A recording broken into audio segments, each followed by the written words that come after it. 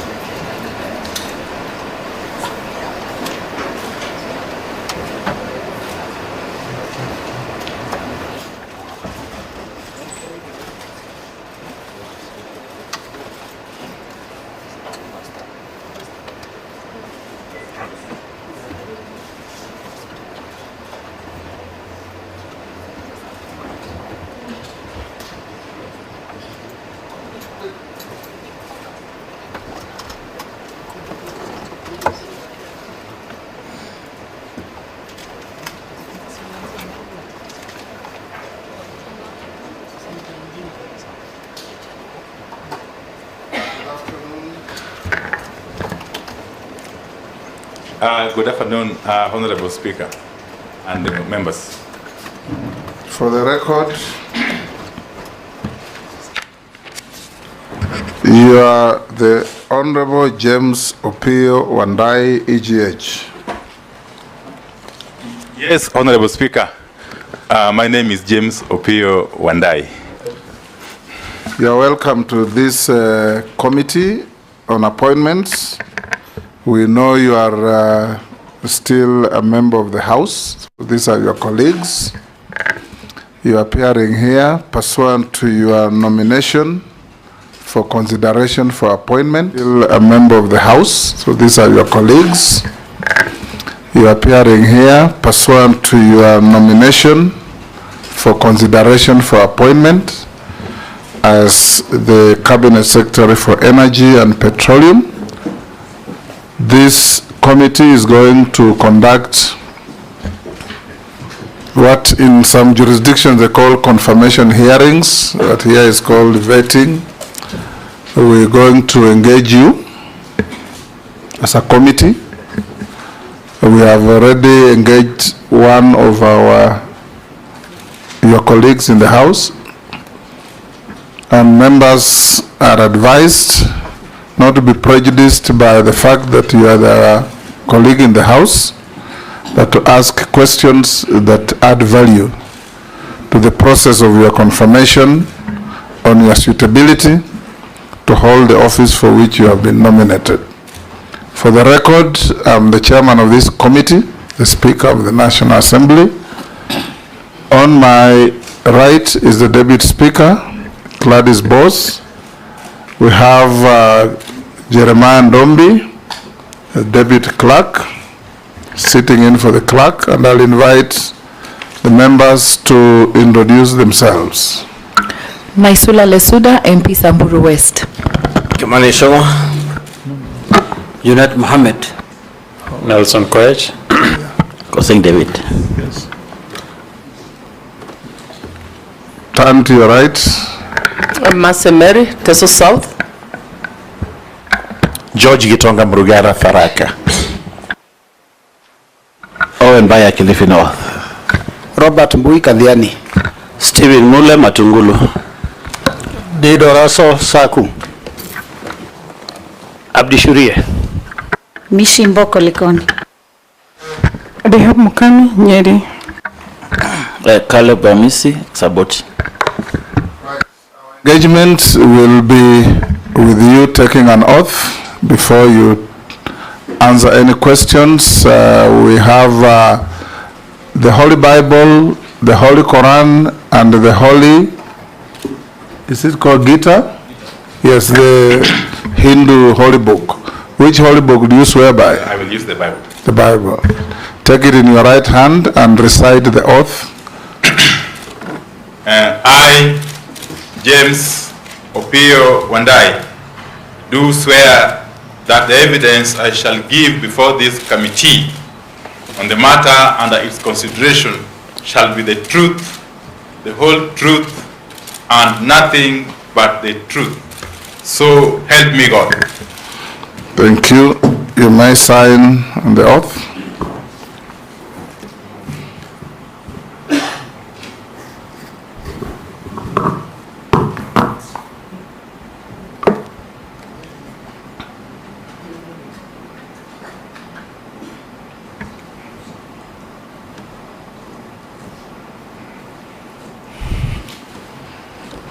Thank you. You may also give the sergeant your original documents to enable the clerk cross-check with what we have on you. As we start, Honorable WANDAYI, we expect from you precise and concise responses to the questions put, no unnecessary stories, and if we go that way, we will move reasonably fast. Questions may be put to you that make you uncomfortable or not. Just take them in the stride and answer them, because there is no ill will from any member here. It's all in the course of duty. We'll start by inviting you, for the record, to tell the committee your name, your educational background, your work experience, and your key competences to make you suitable for the appointment to which you have been nominated. Thank you very much, Honorable Speaker and members. I was born some 52 years ago in Siaya County. My early schooling started at Sikalame Primary School. That's a rural school in Ugunja sub-county, which I joined in 1979 and went ahead to do my KCPE exams in 1986. Thereafter, I proceeded to Sawagongo High School in the present-day Gemiala sub-county for my O-levels. And I was there until the year 1990 when I did my KCSE, upon which I proceeded to the University of Nairobi to pursue a Bachelor of Science degree in agriculture, majoring in agricultural economics, which I completed in the year 1996. And later on, I undertook a diploma course in business management at the Kenya Institute of Management. Thereafter, I also did an MBA at Jomo Kenyatta University of Agriculture and Technology. I later on again enrolled for a Bachelor of Laws degree at Daystar University, which I completed last year, I think, yeah. Honorable Speaker, my professional background or job background, I basically worked in the private sector, in the corporate world, all the time before I joined Parliament. As a matter of fact, I joined the British American Tobacco Company in the year 1998 and worked for a whole 14 years before I resigned in early 2013 to join Parliament.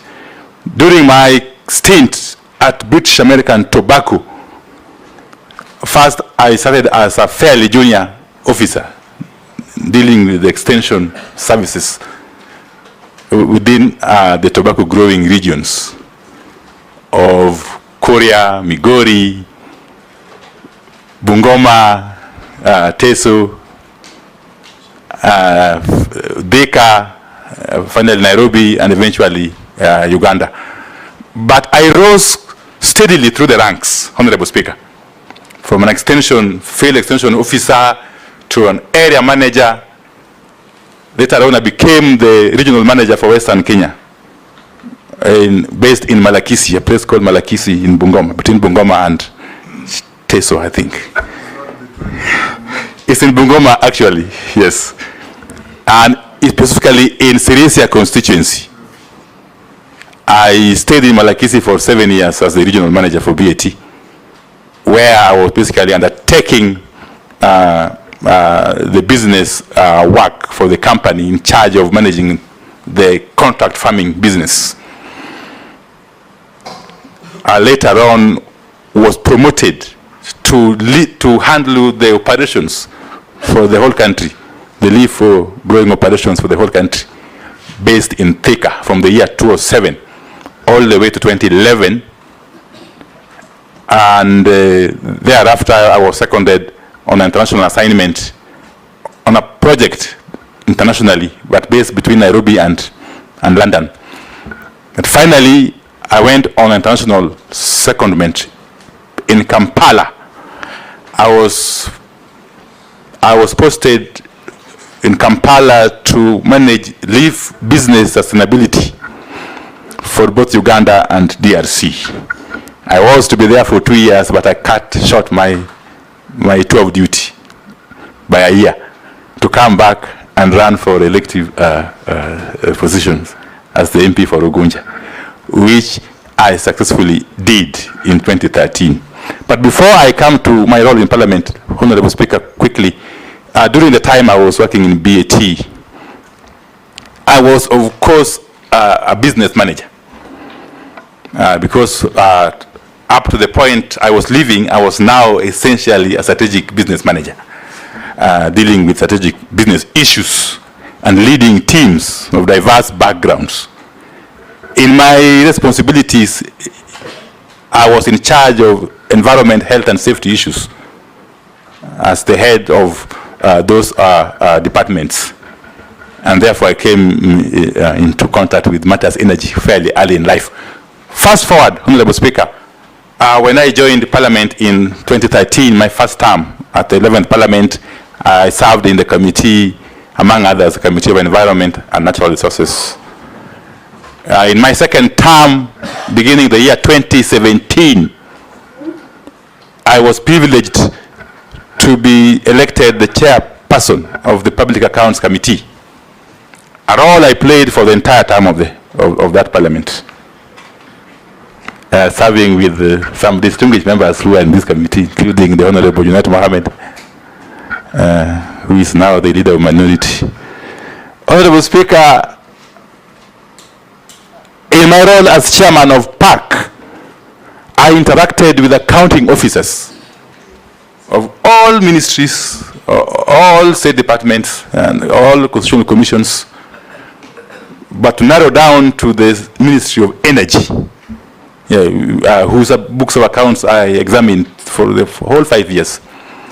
So that gave me an idea, really, of matters energy and petroleum. I remember dealing with the two accounting officers, one in charge of energy, one in charge of petroleum for the entire period. And fast forward again to my third term, the 13th Parliament. Again, when I came in, I was privileged to be elected the leader of minority, alongside my colleagues, Deputy Honorable Robert Mbui, the distinguished member for Kathiani, Honorable Junet Mohammed again, who was then my chief whip, among others. But I must also hasten to add that in this term of parliament, apart from being the leader of minority, I have also been a member of the Public Investment Committee, Energy and Commercial, that is ably chaired by the distinguished member for Pokot South, the Honorable David Kosing. That committee, as you know, Honorable Chair, deals with matters energy to a very large extent, yes, alongside other matters under the commercial ambit. So, Honorable Speaker, I come before you confident, truly confident, that with the nomination by His Excellency the President, for me to be the Cabinet Secretary for Energy and Petroleum, I come with the competencies, the necessary competencies that are required to handle the docket. Yes, I'm extremely confident that this docket I can be able to manage, given my background, both academic and professional, and ultimately, again, parliamentary. Yeah. That will Thank do. you. Yeah. That will do. Nominee. For purposes of proceedings, all members will address you as nominee. No causing around. It's just a nominee. So nominee, I'll invite the Deputy Speaker to be the first to ask a question.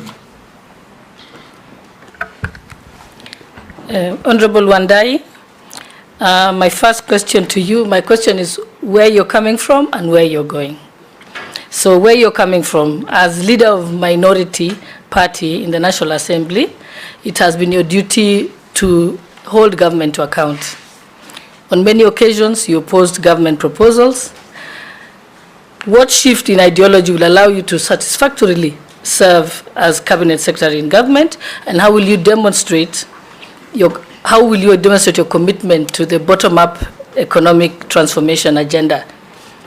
My second question is about where you're going, something topical that Kenyans are asking. On the 14th of July, 2024, IPRA, the Energy and Petroleum Regulatory Authority, announced a marginal increase in fuel prices.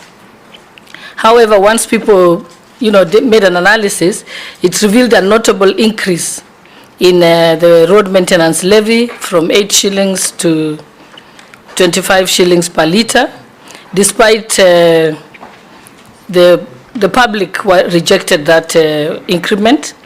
What are your thoughts about the surge in the road maintenance levy? Do you propose to address, how do you propose to address it? Should you be approved as Cabinet Secretary for Energy and Petroleum? Thank you. Honorable Speaker, first and foremost, when I was sitting in the House, indeed I still sit in the House before I eventually resign if you agree to approve my nomination. Honorable Speaker, I was simply playing my role. And it must be understood clearly that under the Article 94, 95, and 96 of the Constitution, Parliament, regardless of which side you are sitting, has got a collective duty to oversight the executive, okay, to legislate and also to represent our electors.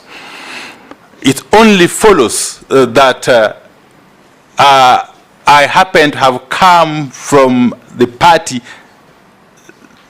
to which the president and his executive do not belong. And let me say this, Honorable Speaker, because there's a misnomer here. People tend to think that it follows, it goes without saying that the president and his team must come from the majority side. In America, for instance, you know very well, that despite President Joe Biden being a Democrat, the leader of majority in the House of Reps is Republican. Okay, when you go to the Senate, it's the vice versa. But therefore, I was simply playing my role first and foremost as a member of Parliament under Article 95 of the Constitution. Okay, but above all, I was the leader of the minority, and therefore I was leading my troops in putting the government or the executive to check without any prejudice. Secondly, Honorable Speaker, there is no contradiction whatsoever in what I believed in then and what I believe in now.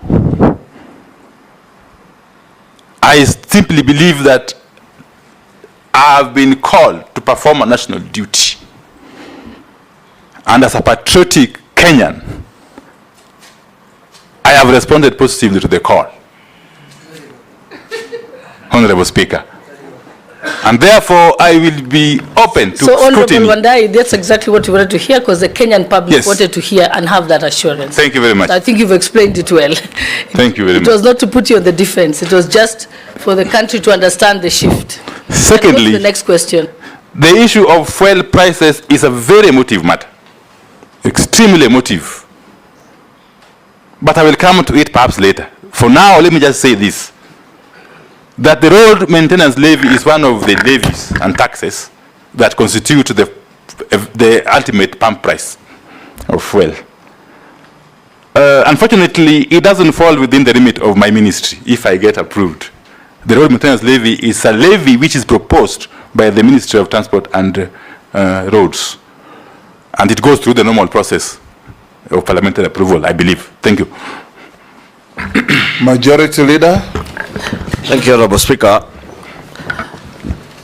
CS Nominee, you have said that nothing changes in the things you believe in. And I want to believe if nothing changes, your publicly known stand on the fight against corruption will continue being so even when you join the ministry, if you are approved. And in view of that, you do know the problems that pervade the power sector, especially in regards to the cost of generation of power and what is offloaded to the Kenya Power and Lighting Company.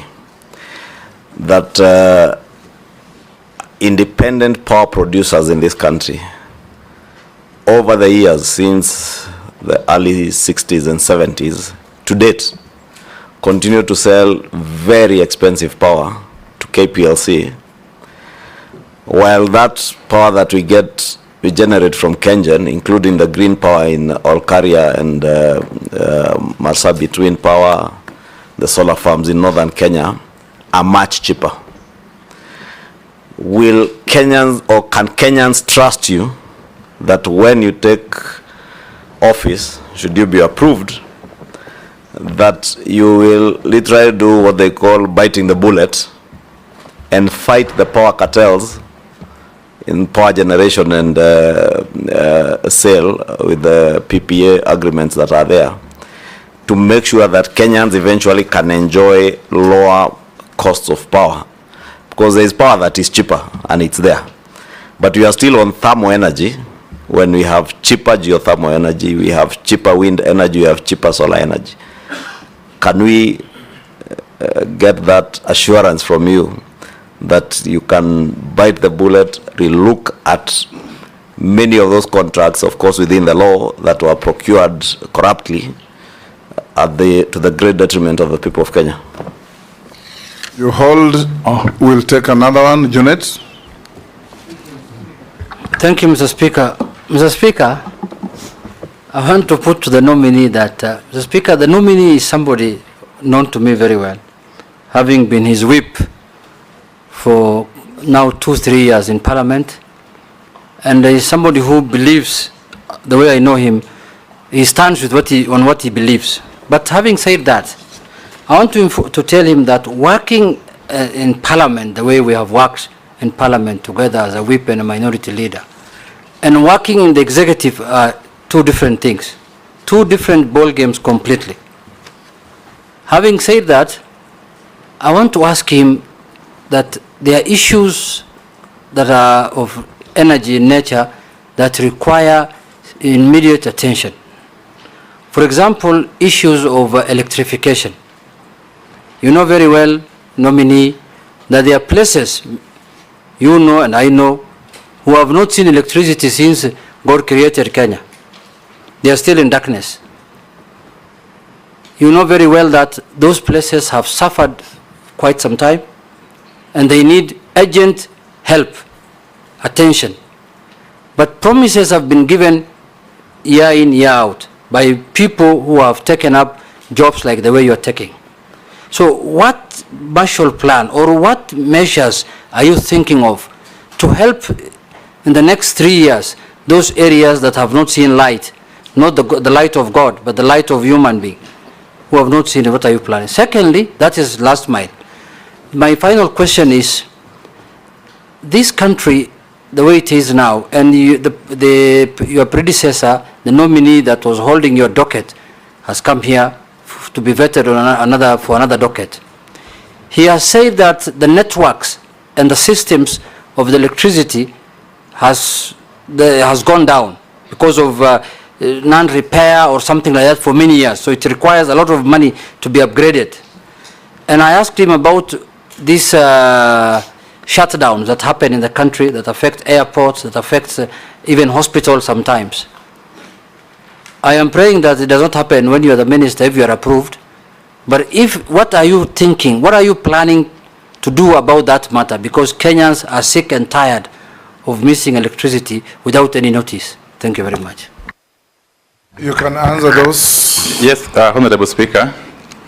Let me start with the Honorable Majority Leader's question about corruption within the energy sector and whether I am prepared to deal with it. Honorable Speaker, my stand on corruption also remains unchanged. I may not be an angel, but I can tell you, Honorable Speaker, throughout my life, yes, I have fought very, very seriously against corruption in all its manifestations.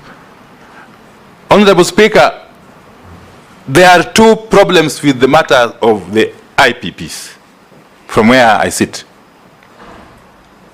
And I want to explain a little bit. First and foremost, our energy sector has undergone or is supposed to be undergoing what we call unbundling. Unlike many other jurisdictions which have got a vertical integration kind of structure, our sector has been unbundled, and therefore we have got agencies or entities that do the drilling of the wells if it comes to geothermal.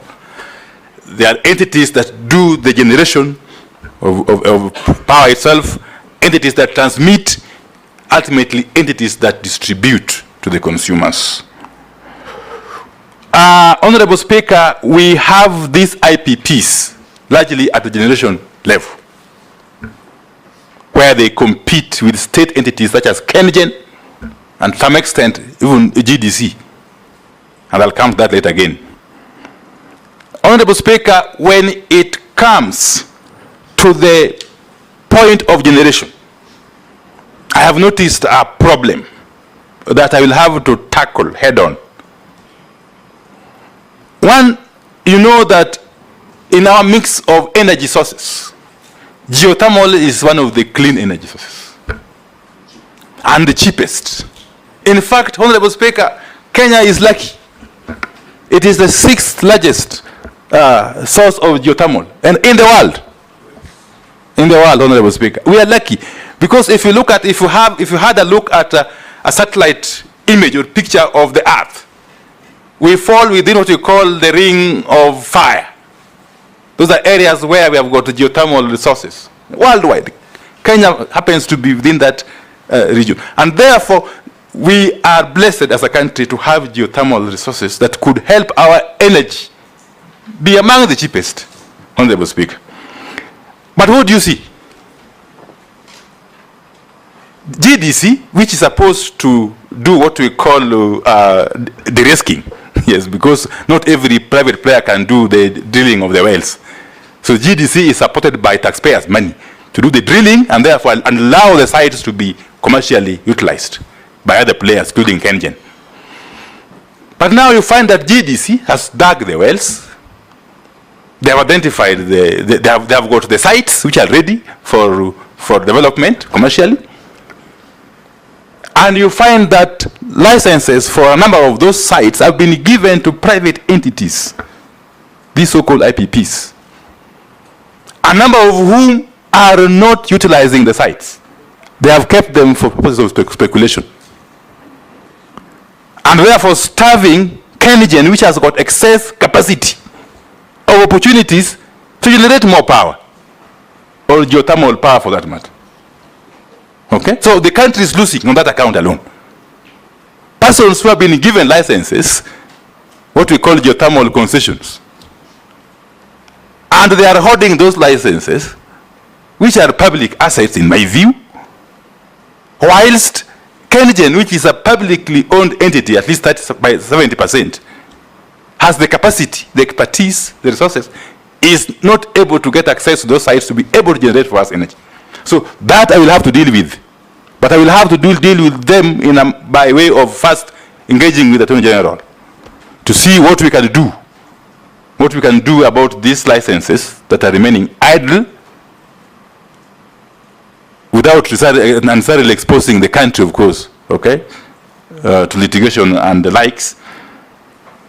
But eventually to see to it that in the new dispensation, if such licenses are to be issued, there must be conditions. That you get a license, but you have got certain terms within which to play. That is one. Two, it is this animal that we call take or pay. These are IPPs which have been given, which have signed PPAs, the power producing agreements, with Kenya Power and Lighting Company. And the agreement is such that whatever they generate, you either take it, or if you don't take it, you still pay for it. So really, that is not sustainable. And they are very, very, very long-term agreements, some running to as long as 20 years. Again, I will have to engage the Office of the Attorney General on how to deal with this. But eventually, of course, I'm aware that there is currently a moratorium on the engagement of IPPs following the Presidential Task Force on PPAs that was established earlier in 2021. Even if that moratorium is lifted eventually, we shall have to ensure that whatever PPAs we get into do not put us in that or in such a situation. As a matter of fact, my view is that eventually, because currently we have a very robust legal framework, since the enactment of the Energy Act of 2019, one of my first duties within 100 days, if I am lucky to be approved, would be to ensure that the requisite regulations are brought to fruition, because there are different stages of processing, so that the country can benefit fully, can reap the full potential from this robust legislative framework. But then, if it comes to that, I foresee a situation where this country will not need this kind of lopsided agreements. We may actually want to have an energy auction kind of situation, where you generate your energy, take it to the auction floor, as it were, and then we buy when we need it as consumers, through KPLC, of course. Okay? That is a futuristic view, my Honorable Speaker. Let me quickly go to the next question, because I'm trying to be, okay. Yes, I understand Honorable Jeanette's view that the executive is not like parliament. I'm here to experience that because, Honorable Speaker, you know, I have never worked in the executive throughout my life. Throughout my life. You will get to learn. Yes, yes, so I will get to learn. But, and I'm a first learner, I believe, Honorable Speaker. So I don't have any qualms that I will be able to fit in fairly well. Honorable Speaker, the immediate issues, which are of concern to nearly all members of the National Assembly, I being one of them, at least for now. The issue of rural electrification, the issue of last mile. Honorable Speaker, I said from the outset that our energy sector is supposed to have been unbundled. But I must add that that unbundling is not yet complete. Why do I say so? You still find Kenya Power and Lighting Company competing with REREC in last mile connections. Honorable Speaker, Kenya Power and Lighting Company is a publicly listed company. It's supposed to be running commercially. It's supposed to be profit motivated, if you ask me. And therefore, it cannot be able to do what NEREC was envisaged to do. That is to extend power. Nominee. Yes. I want to guide you. Yes. You have been nominated to be the CS Energy and Petroleum. Instead of pontificating on what they are, tell us, if you are confirmed, what do you want to do with them? That will be your vision, and that will be your message to the country. Because when you engage in a complaining type of narrative, it doesn't give hope to the country. Let me endeavor to give hope now to the country. Honorable Speaker, therefore in Mr. Speaker, Yes. The nominee is trying to shed off the opposition leadership slowly. He said what the energy called load shedding. He's shedding. He said he's a very fast learner.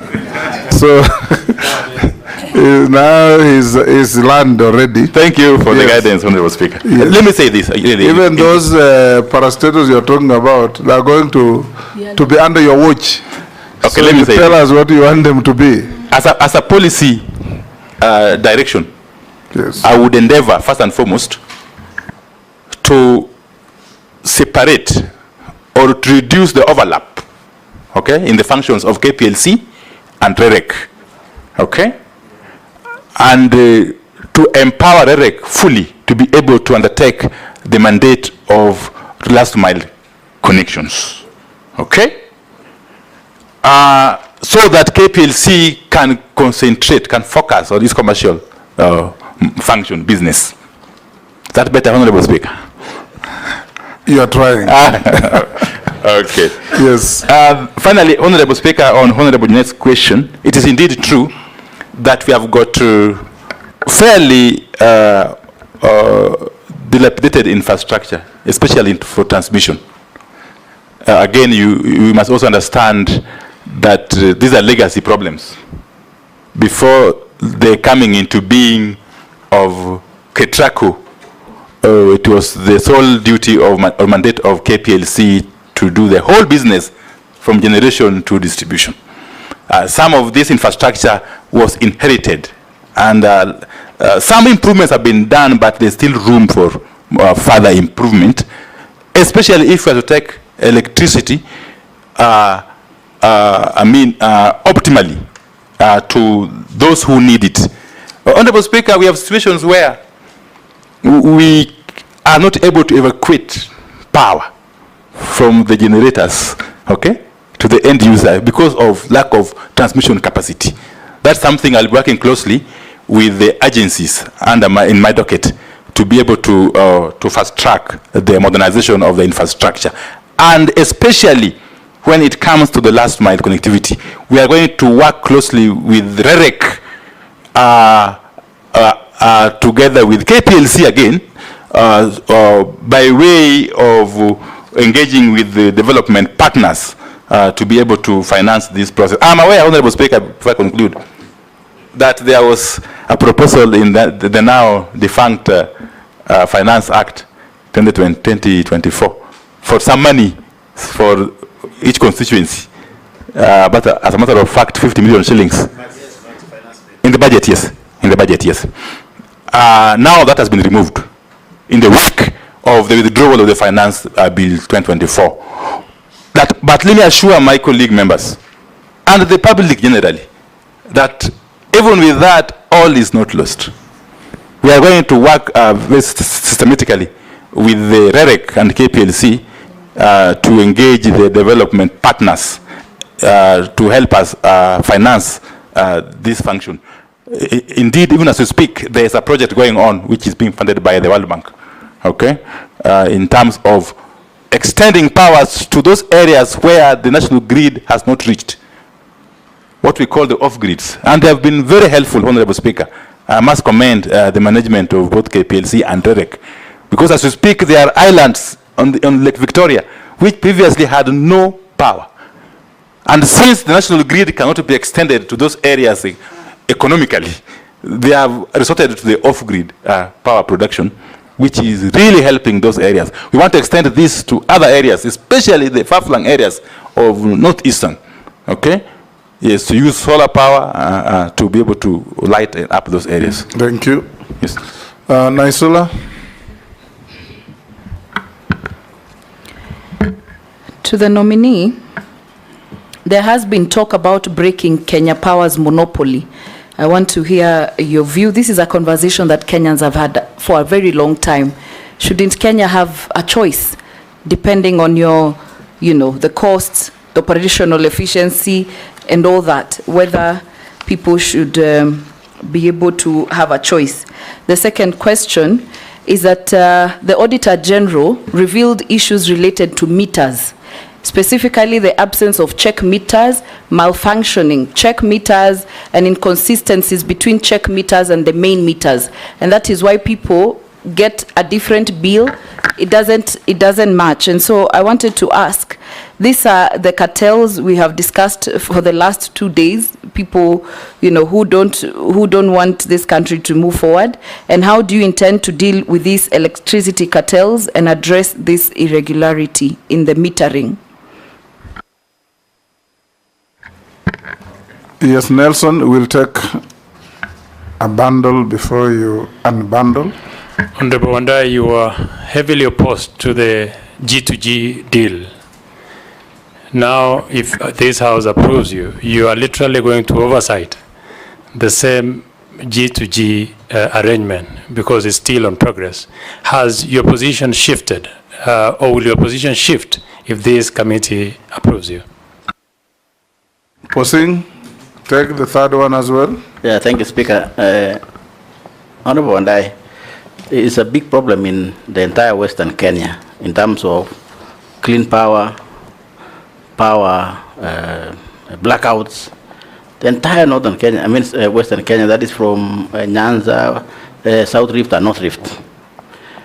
Should you get the favor of the House, how will you tackle that very fundamental issue that is almost historic? Number two, Honorable WANDAYI, where is tallow oil in Turkana?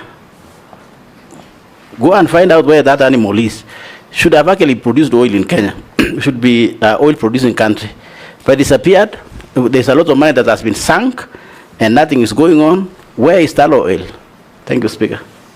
Okay, let me endeavor to answer these three. Very short. We can take the next Kikaria. Wow, a mouthful. Those are 4, and they're all very short. You should answer them with brevity, the same way they are asked. Thank you, Speaker. Just want to follow up on what Naisula was talking about metering. This is just maybe having been in the energy sector for a while, maybe you need to consider REREC going to the point of even metering a customer, because what happens is that REREC is given the option to take that drop of a wire to a customer, but now they leave the metering to KKPLC, who never take it, and we have over like 3 years. You take 3 years before you are metered. I think it is important for you to look at the metering being done by REREC, and then REREC can be able to inform KPLC for purposes of them now starting to do the charging. But there is this question of customers make applications. Then it takes too long to a point that we encourage illegal contractors to come and put lines and transmission. And then when KPLC realizes there is that, the first thing they do is to go and bring down all the poles. Yet, and my committee then had to go to Navaholo, where they were to be paid 3.5, and they took too long only for somebody else to come in to do that. I think it is important for you to address the issues ailing KPLC, so that we don't. And KPLC is a good. By the way, in the Energy Act 2019, the Kenya KPLC is not a monopoly. By the way, anybody can apply and get a license for them to be able to do distribution of power in the country, and that is in the Act. Thank you, Honourable Chairman. Okay, Honourable Speaker, thank you. Let me start with the Honourable Naisula. And I agree with the Honourable Gikaria. The 2019 Energy Act has actually laid the basis or foundation for other players to come in the energy distribution space. But even as this happens, because it will only happen again once we have put in place the requisite regulations, the subsidiary legislation. But even as this happens, Honourable Speaker, we still need a robust KPLC. And I'll say why. KPLC, because of the legacy, of course, issues, has got an elaborate infrastructure layout across the country. The competencies, the personnel, and so on and so forth, the technical capacity to do what it is supposed to do. In any event, KPLC actually is the revenue collector, okay? Revenue that goes all the way up the upstream, the transmitters, the generators, and so on and so forth. So we still need to ensure that a KPLC is run optimally, is efficient, is effective, even as we open that space of distribution to other players, as envisaged under the Energy Act 2019. What I foresee as doing going forward, and I will have discussions with my team if I'm approved, is that we may want to create zones, okay, for purposes of optimal utilization of these resources, so that we avoid conflicts if and when this process begins. And therefore, in short, the monopoly by KPLC is no longer entrenched in law. It is essentially a matter of practice, and we shall deal with it in the fullness of time. Two is the question of faulty meters. This I will have to inquire more about, because what I have been briefed is that we have had problems in procurement of both meters, actually of all items. Yes, but meters more so, and transformers.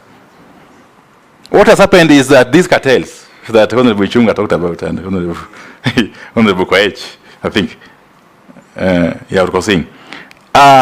these cartels have become so pervasive, Honorable Speaker, that they can't allow a tendering process to proceed to conclusion and awards to be made without creating roadblocks. We all know for sure that KPLC, being a publicly listed company with majority shareholding being government, is governed by the Public Procurement and Asset Disposal Act of 2015, which act, as we all know, Honorable Speaker and members, gives room for tenderers, yes, for bidders, to lodge complaints at every other stage But that is being abused, Honorable Speaker, by entrenched cartels. And we shall have to work closely with my colleagues in the ministry to deal with this menace, Honorable Speaker. Honorable Koech, on the matter of G2G deal, the G2G deal, it's indeed true, Honorable Speaker, that I, alongside my other colleagues who are vehemently opposed to this scheme. But let me tell you, Honorable Speaker, that was then.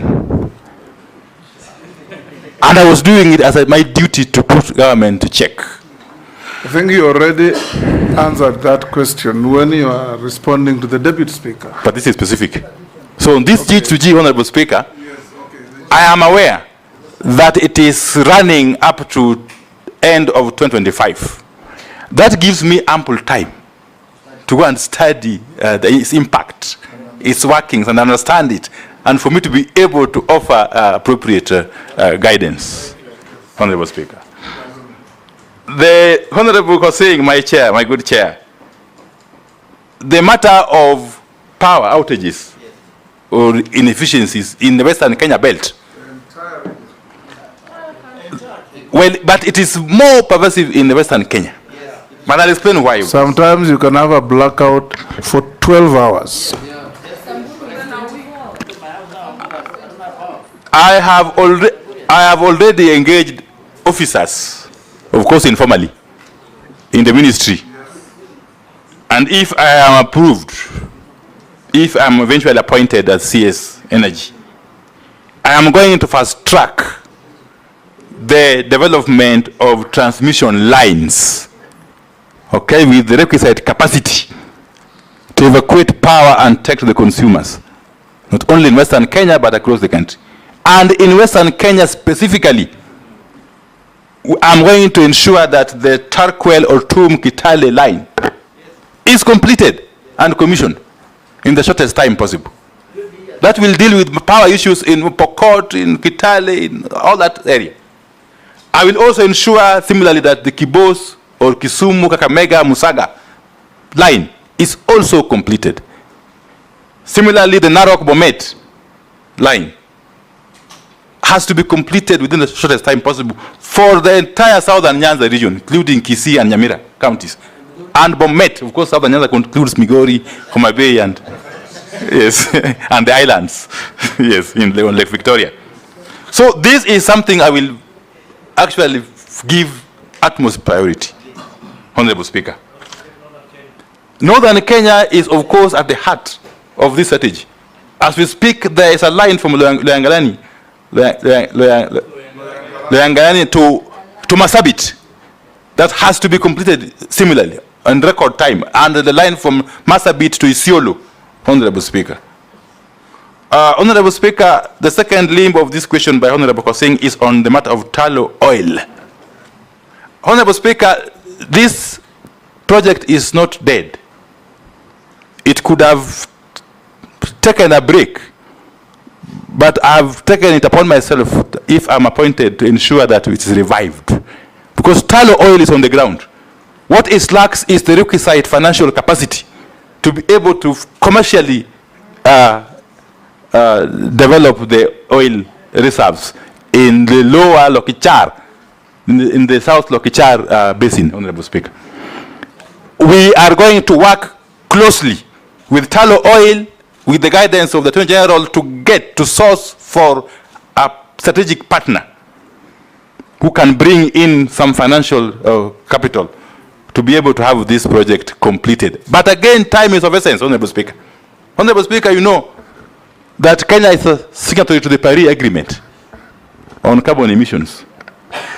Kenya is a signatory to the Paris Agreement on carbon emissions. And if you recall, the outcome of the conference, the UN conference on climate change, COP27, in Egypt in 2022, if we don't move with speed and extract this oil in Turkana, we may be time barred because we shall face serious restrictions, including even restrictions from potential financiers, because the world is moving steadily from fossil fuels to clean energy, Honorable Speaker. And Kenya is not an island. And therefore, I'm going to treat this matter of tallow oil and the oil in South Lokichar Basin with the utmost urgency. Honorable Gekaria, my good friend, the member for Nakuru East, I agree with him totally. Nothing stops Kerek from putting in place meters. They can actually do the last mile up to the point of metering. Okay? And then a framework is established for handover to KPLC for purposes of billing, Honorable Speaker. This will create synergy and enhance efficiency and contribute to customer satisfaction, Honorable Speaker. Again, the matter of applications taking too long, I have discussed and have been made aware of the bottlenecks that the utility companies have been facing. This again we shall work on. The question of illegal connections is not necessarily a matter of delayed in processing applications. The matter of illegal connections will still be there even if the applications are processed on time. And we have to deal with it separately or differently. And my proposal, and it's a crime, you know that. It's a crime, of course. Yes. It is a crime, but we must also live with the reality that some of these areas where this practice is rampant are not easy to access even by the officers of Kenya Power and Lighting. Yes. Yes. So we are going to work on a proposal, of course, together with Parliament and the Attorney General, to pursue an option of bulk metering. Okay? In those kind of situations, the Kenya Power and Lighting can be empowered to identify one entity or one person who will then be billed, and then he distributes the power to the rest of the law already consumers. Allows them to do that. Why don't they? Yes, that's why I said from the outset, Honorable Speaker, that anyway, you are not the minister, so I will need to address it when you first check the issue of the regulations. Yeah. We'll go to the next batch. We'll start with Robert. Thank you, Mr. Speaker. To the nominee, you know, when Jubilee came into power in 2013, they marketed the last mile connectivity very, very well. In fact, citizens were of the opinion that they would all be connected within like a month or so. And so that has brought a lot of pressure on members of parliament, because whenever people are not connected, they have this belief that the member of parliament is seeking to only power some areas in their constituencies and not others. I would like you to, from your opinion, you know, having of course studied the situation, to tell us what will you do to ensure that this pressure is taken out of members of parliament, because members, you know, the public thinks it's our issue. Now, the other issue is an issue of public confidence, Honorable Wandayi, in that office, and considering that you have been also with us in the minority, you know. And I'm saying this because you know what Kenyans out there have said, and it will be important for you to address them from this point. What can you tell those Kenyans that believe that you took advantage of the young Kenyan demonstrators, some of whom who died while they were demonstrating, so that you could negotiate your way into government?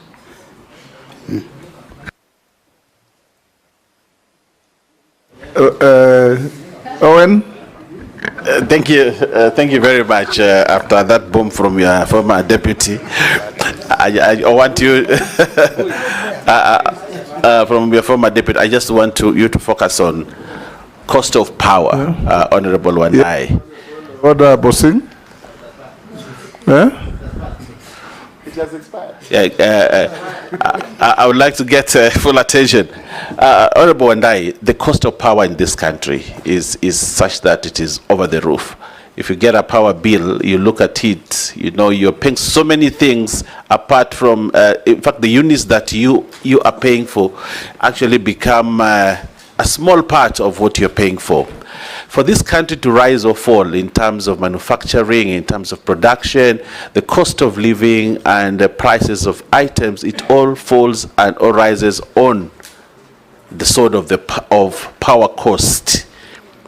For which, in your statements, you have said this country, in Parliament, many times in Parliament, you've said that the cost of living in this country is very, very high. But one of the biggest contributors of that cost, of that high cost of living, is power. You are in the middle of it. Apart from thinking about reticulation of power, apart from thinking about all these other things, you have a big elephant in the room. How do you bring the cost of power in this country to reduce the cost of life and also to increase manufacturing, industrialization, and all those other things? Thank you, Honorable Wandayi. Rugara. Thank you. Thank you very much, Mr. Speaker. Nominee, the ministry you are just about to take over, if this committee and the House approves you, is one of the key ministries in the country, akin to roads, water, and every Kenyan is looking upon you to be connected to electricity. And there are not two options to it. Even before I ask you the question, it's good to know that there are historical injustices in terms of power supply in the country, such that, take the case of the year 2017, the Raka constituency was at 9.5% connectivity to the national grid. At the same time, Gatundu South constituency was at 100%. These are all equal Kenyans. There really should not be that disparity. Number two, we have schools. Schools where electricity is just but mandatory. Yet, those areas are not connected to the national grid, and the children are supposed to compete competitively in national exams, which are standard. My question to you is, would you be subscribing to a form of affirmative action in terms of electricity supply to constituencies which have lagged behind? And it's just not to Tharaka. You go to Mwingi North, you go to Mbalambala, which is also my neighbor, Bere North, Bere South. These actually have been discriminated against. And therefore, would you be prepared to take affirmative action in respect of those constituencies? Thank you, Mr. Speaker. To Honorable OPIYO Wandayi, the nominee. My colleagues have talked about electricity, you have talked about the transformers. Do you see we need to move away from oil-based transformers, because every other day you will hear people removing the oil from the transformers, and we have got transformers which do not work sometimes, or we have got a shortage of transformers. So do you see, will you do research? Because I've done, if you go to the Western world, you do not see any transformer, and I know you've been there. So you do not see transformers there. Do you think we can have KPLC having a company where it will be having fiber optic? I know they are doing it right now, but because of the ICT of this government, to deliver fiber optic to each and every place, because it's a vast network, as you have spoken about it. The last one is about the Kenya Pipeline Refinery. Your predecessor, if you are confirmed, who was here, Davis Chirchir, he said they were looking at it once the oil, which Honorable Posing has talked about, the Tolo oil and all that, once it's done. But I believe if that refinery was there, we could even get cheaper fuel and refine it the way it used to be. So do you think it is possible under your watch, if you are confirmed? Thank you. Okay, thank you very much, Honorables. You can answer those. Honorable Speaker. Yes, indeed it is true.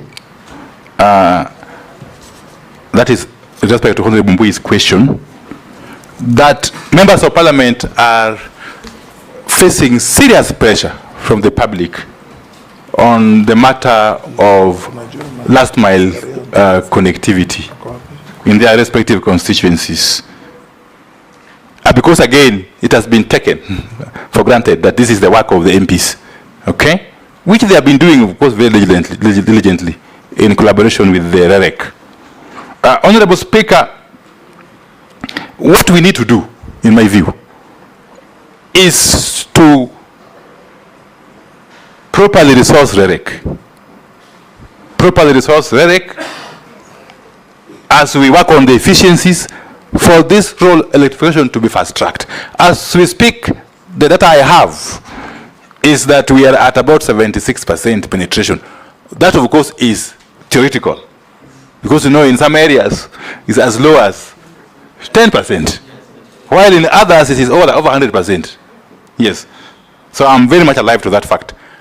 In fact, we need also to bring on board counties, county governments. Honorable Speaker, under Schedule 4 of the Constitution, the counties have got a role also in energy, more so in street lights. Okay? What has happened in the past is that REREC has been able to build street lights, which street lights go off soon after they are commissioned for lack of payment of bills and maintenance, which they presume is the mandate of the counties, Honorable Speaker. So my view, this set of affairs is not tenable. We must make a decision, and I'll be coming back to Parliament. Okay? We must make a decision as to whether to empower REREC fully, to be able to be in charge of this street lighting, up to including payment of bills. But more importantly, if we can now move away from the grid, national grid, and establish solar street lights, okay, which will be easy to manage in the long term. That's the discussion we must have urgently, because these are important facilities. Honorable Speaker, on the matter of public confidence, as raised by Honorable Mbui, you know, Honorable Speaker, I am very clear in my mind, extremely clear, because I've been on this space for quite some time. The Gen Zs, or the youth, were not raising any different issues from the issues you and I, Honorable Mbui, have raised over the years. They could have had a different style, okay?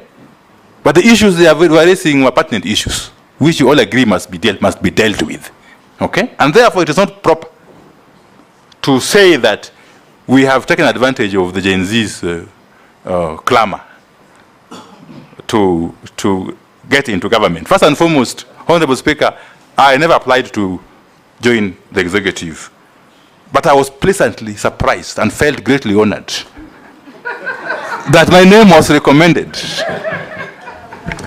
And His Excellency the President went ahead to nominate me. You know the facts. Just answer the questions. So, Honorable Speaker, I still maintain the view that we are not in any way in betrayal of the cause. Don't allow Mbui to bully you. Of the youth, yes. And have no apologies. Yes. But again, Honorable Speaker, as I conclude on that one, you know, we are basically coming on board in a paradigm shift. I'm very pleased that the President has actually declared that we have to adopt a paradigm shift in the management of government and state affairs. And I'm most privileged if I'm in our country. In our country. Yes. Yes. Thank you, Honorable Speaker. We are living in different times. Yes, so we must also think differently. Sorry. Honorable Speaker, Honorable Baya, you are right.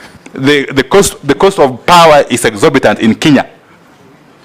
Even if you compare ourselves to our neighboring countries, especially Ethiopia and even Uganda, really. But part of the reason why our cost of power is too high, is the exorbitant amount of commercial and technical losses that Kenya Power, especially in cars,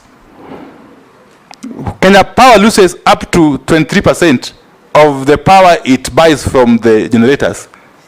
Okay? In other words, it doesn't sell. Almost 23% of the power it buys from the generators. Inefficiency and recklessness. Yes, there are many factors. You must assure the country that this will stop. This is going to be managed. I can't say it will stop, Honorable Speaker, because in any scientific process, there can be losses. But they have to be reasonable losses, Honorable Speaker. Yes. So we are going to work closely with the KPLC, and I'm happy, Honorable Speaker, by the work the KPLC management is doing currently. As a matter of fact, I'm privy to the information that they have done some turnaround. I'm not allowed by the rules of the CMA to get into details. But they have done some turnaround, and they may post some good figures in the coming... Don't be prejudiced by briefs you have received. You'll get there and learn. Thank you, Honorable Speaker. I'm just being optimistic. Yes. And giving the country hope. To borrow your words. Yes. Okay. Continue. Honorable Speaker, let me dash to the question, by Honorable Dawood. Murugara. Murugara first. Murugara, yes. Honorable Speaker, it is true, there have been historical injustices. Okay? And we must work together in terms of addressing these injustices or these imbalances. We must correct them. That's systematically. But I must also throw a challenge to my colleagues in the National Assembly, because I'm aware that this lopsided allocation of resources, especially on energy and electricity, is also coming from us in Parliament at the budget time.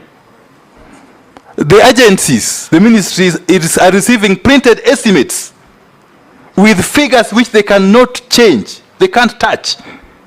Which figures are scary, Honorable Speaker. You find one constituency being allocated upwards of 400 million Kenya shillings, while another one is getting a paltry 10 million Kenya shillings in the same financial year.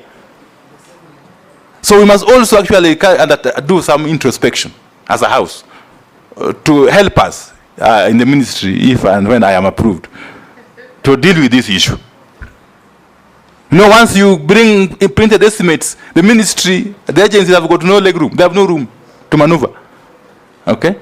So these imbalances, these injustices may continue as we watch, Honorable Speaker. There is also the issue of solars for schools. There is currently a very robust project being undertaken by REREC, the solar for schools. We want to follow through this project to ensure that at least every school in this country is able to benefit.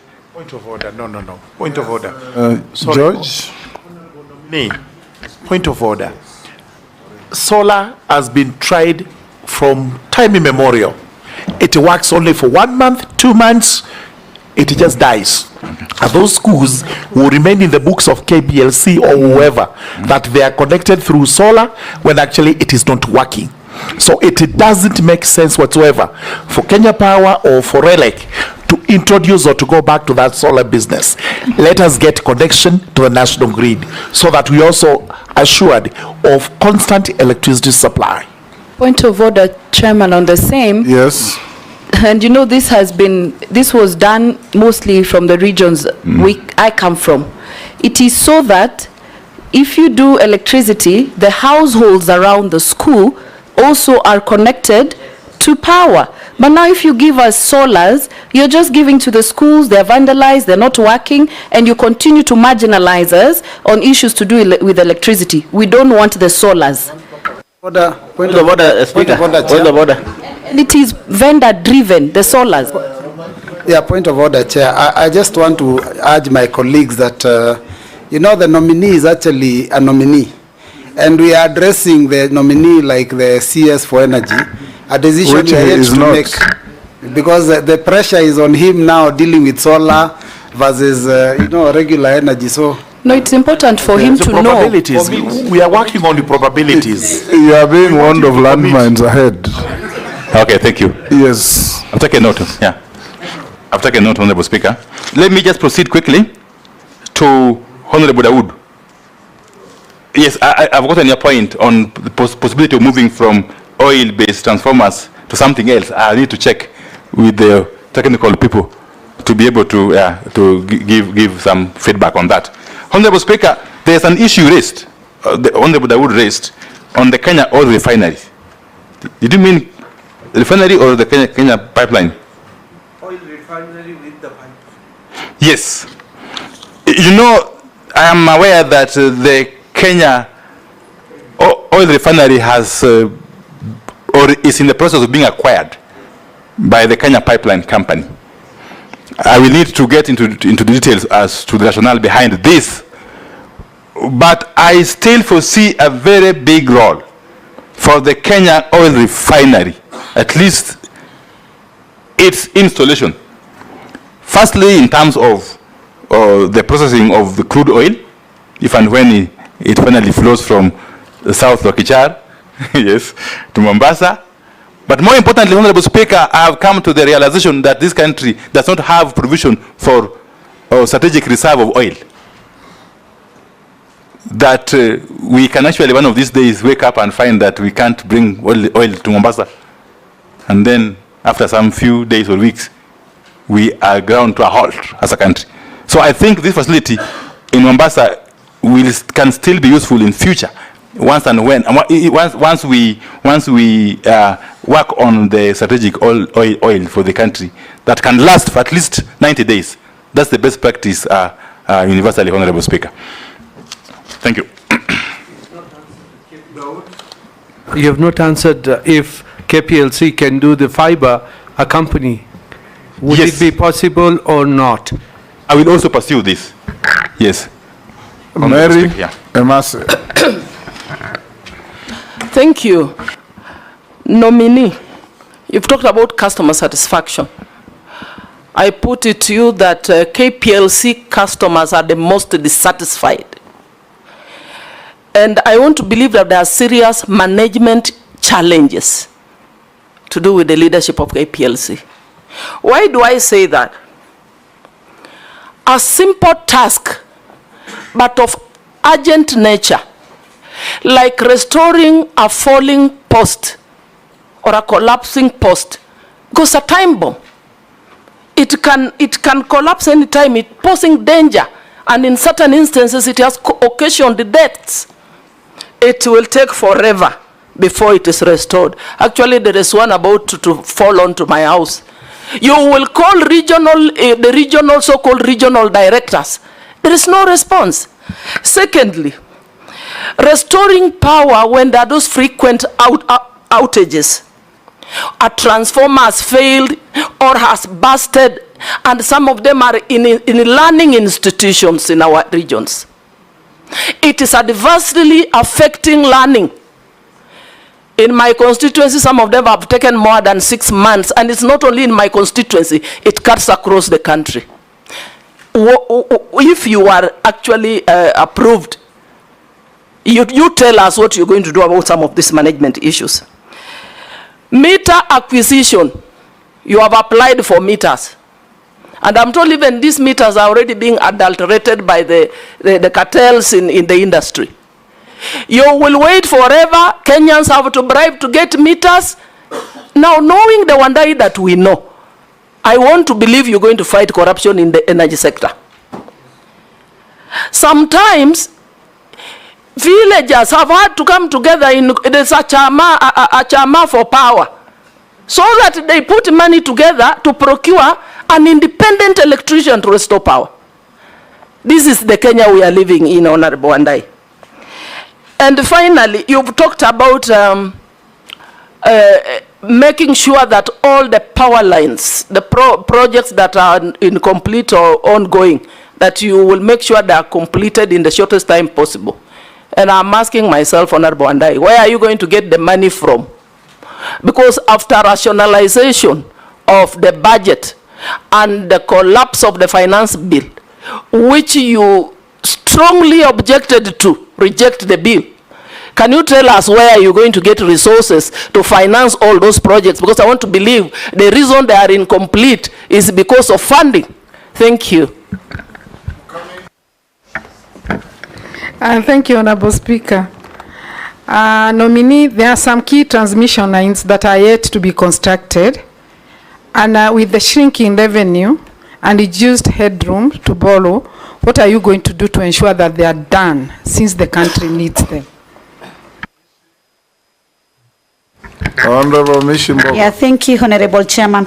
Honorable Chairman, my first question is on environmental concerns. And I'm talking about the proposed Lamu coal power plant.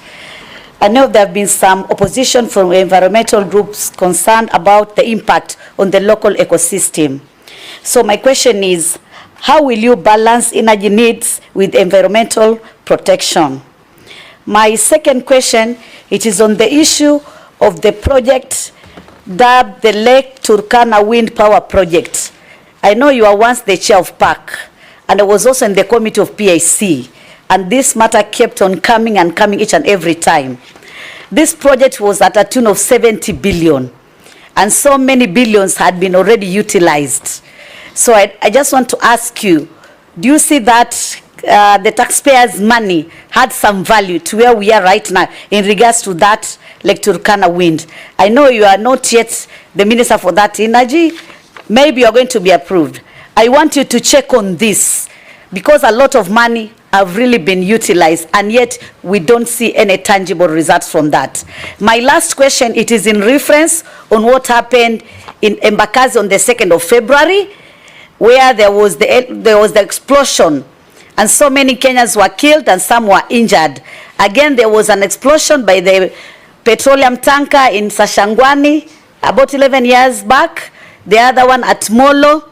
So my concern is, what safe standard measures are you going to put in place to ensure that we save Kenyans from such fatal accidents and any other times? I thank you, Honorable Chairman. Sharia. Thank you, Honorable Speaker. Mheshimiwa Wandayi. And as my colleague Murugada said, Balambala is connected to the national grid. And when we have power outages, you can imagine in my constituency, just to repair some lines took 7 months, and the people of Balambala were in the dark for 7 months. I appreciate KPLC. I've been trying to call them to fix, which finally they said they will this week. Kindly, can you, if approved, could you look into the turnaround or how fast they can attend to faults within the line? Because you can imagine a whole constituency which produces almost 54 megawatts and adds it to the national grid through solar, being in the dark for 7 months. How will I explain that to my constituents? So kindly look into that. I thank you, Honorable Speaker. It doesn't require kindness, it requires responsibility. You know, he was my leader, so sometimes I have to treat him with the same respect that I did when he was my leader. It requires responsibility. Nominee, can you answer those? Okay, thank you. I'll try to be brief. And again, Honorable Massey is spot on. Yeah, the matter of customer satisfaction is known to all of us in terms of services by KPLC.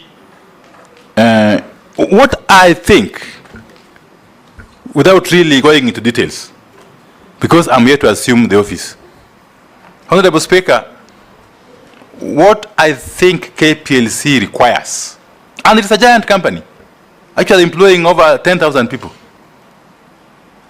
What I think KPLC requires is an urgent, what we call business process reengineering, to look at the totality, okay, of the architecture of the management of KPLC processes and functions.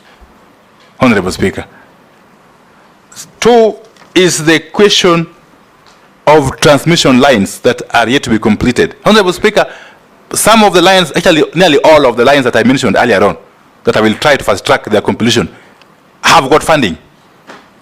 Okay? They have got funding as we speak. And most of the funding coming from development partners. So my work will be to work closely with the agencies responsible to have these projects completed within the timelines that are stipulated. The Honorable Mukami again is basically speaks to the question that has been raised by Honorable Massey. Yes. And I will work closely with you if I get the honor of being approved. Yeah, to see to it that this is done, the matter of completion of these transmission lines. Honorable Mishi, yes. The question of carbon emissions is very serious. But again, we shall have to work closely with all stakeholders to strike a balance between energy needs of the country and environmental protection. That delicate balance will have to be struck, Honorable Speaker. Yes. Just on the same. Yes. If you allow me, Mr. Speaker, I don't want to allow myself. Thank you. I would like to ask you a question on nuclear energy. You know, there's a proposal in my... It's not the same. No, He it's... was answering a question on coal. That is called, this is nuclear. How can it be the same? It's different. Yes. Let him finish answering those questions, then I'll give you... Thank you, Mr. Speaker. Honorable Speaker, Lake Turkana wind project. Honorable Speaker, for sure, this is a matter again of public notoriety. I kept hearing about it when I was in the last parliament, I think. Yeah, it was within the purview of the Committee on Energy and PIC then. I'm aware, despite all the issues that were raised then and even now, that eventually the power is being generated. Okay? As a matter of fact, Honorable Speaker, in our total installed, out of our total installed energy capacity, which is about 3,200 megawatts, the wind power is accounting for about 460 megawatts or so. The bulk of which is from this Lake Turkana wind. So I will take time once I assume, if and when I assume office, to establish more details surrounding this project, yes, and to draw lessons from it that could inform our future engagement with similar projects. Yeah. Yeah, Honorable Speaker, yes, again, the issue of gas explosion in Bakassi, Sachangwan, and so on and so forth, is a question of regulation. It's a question of regulation. I will be working closely with EPRA and enforcement of the law. Yes, I'll work closely with EPRA to see to it that these occurrences are a thing of the past. In fact, Honorable Speaker, one of the areas I'll be focusing on, if I get to be appointed, is to push the LPG uptake by the public in terms of cooking, okay? From the current about 40% to 100% by 2028, actually, 2028. That should be the target, Honorable Speaker. And we are going to work closely with all the relevant players to ensure that we make it possible for the Kenyan people in the countryside and everywhere else to access gas, clean energy for cooking. Because we can no longer continue in the manner we are continuing of using charcoal, using firewood. It's not sustainable, Honorable Speaker. Yeah. And therefore, if for this to happen, we must put in place a proper enforcement mechanism to forestall such unfortunate occurrences that have happened in the past. Honorable Speaker, Honorable Shurie of Mbalambala, again, the same issue of response by KPLC that was raised by Honorable Emasi. But I'm also happy that the solar plant in Garissa is really contributing immensely to the national grid. Currently, solar energy is accounting for about 220 megawatts of our total installed capacity, the bulk of which is coming from Garissa. And Mbalambala, to be specific. I'm also happy, Honorable Speaker, to notify honorable members that there's also a line which I want to fast track, a transmission line from Garsen to Garissa, that if completed will also help in connecting the populace around that area to the national grid. Honorable Baya, if you allow me, I just finish with him. Yes. Honorable Baya's question on nuclear energy. He did not finish asking. Now you can ask. I would like to say this, yes, we must generate electricity through other means, including safe energy like nuclear. There is a proposal to set up a nuclear plant in a place called Uyombo in Kilifi North constituency. And this has elicited a lot of reactions. It's not just about environment, it's just about human beings and preparedness of this country in venturing into nuclear energy and nuclear waste and all that whole realm about nuclear. But the people of Uyombo have said no, they have refused.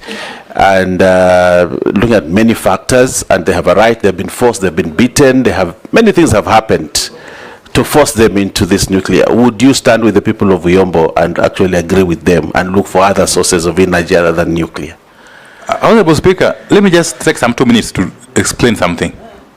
You know, first and foremost, Kenya is a member state of the International Atomic Energy Agency that regulates matters nuclear across the world. And Kenya has adopted the International Atomic Agency's milestone approach in terms of establishing a nuclear energy plant. In this approach, there are phases that we have to go through. I am informed that the first phase, which involves public participation, among other things, has been undertaken. But more importantly, Honorable Speaker, we have even gone further and identified a site, an alternative site, as is required under the framework of the IEA. And the site, Honorable Speaker, is in Kwale County. The alternate site is in Kilifi County. The alternate site is in Kwale County, Honorable Speaker. What I want to assure honorable members, even though I haven't assumed the office, is that once I assume the office, if I do so, I will revisit the matter. Not as a way of stopping it, but as a way of encouraging more holistic involvement of all stakeholders as we move forward. Because this country, Honorable Speaker, my view, that is my personal view now, needs nuclear energy. It is not only clean, but very cheap. Correct. It will only rival geothermal energy in terms of contributing to our base load, Honorable Speaker. Thank you. Russell. Thank you very much, Honorable Speaker. Honorable Wandayi, I think for your information, Lake Turkana Wind Power evacuates 360 megawatts to the national grid. But Marsabit, the main town in the area, is on on diesel generators. That is the inequality that is there. So my question is, in Vision 2030, we as a country project to be a middle-income country and industrialized. But that cannot happen without having power, because 3.3 I think gigawatts is not enough power to seriously run industries.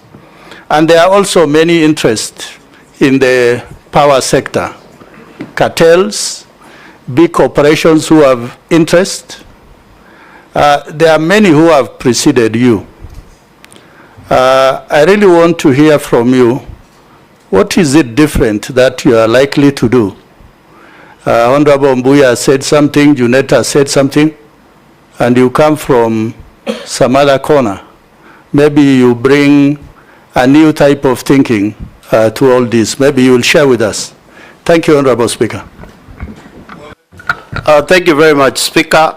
Honorable Wandayi, the nominee, I want to look at Kenyans and to tell them what new formula are you going to bring to the energy sector to see the pump of oil in the petrol station go down, and to see the purchase of electricity in this country goes down by at least 30%. Thank you.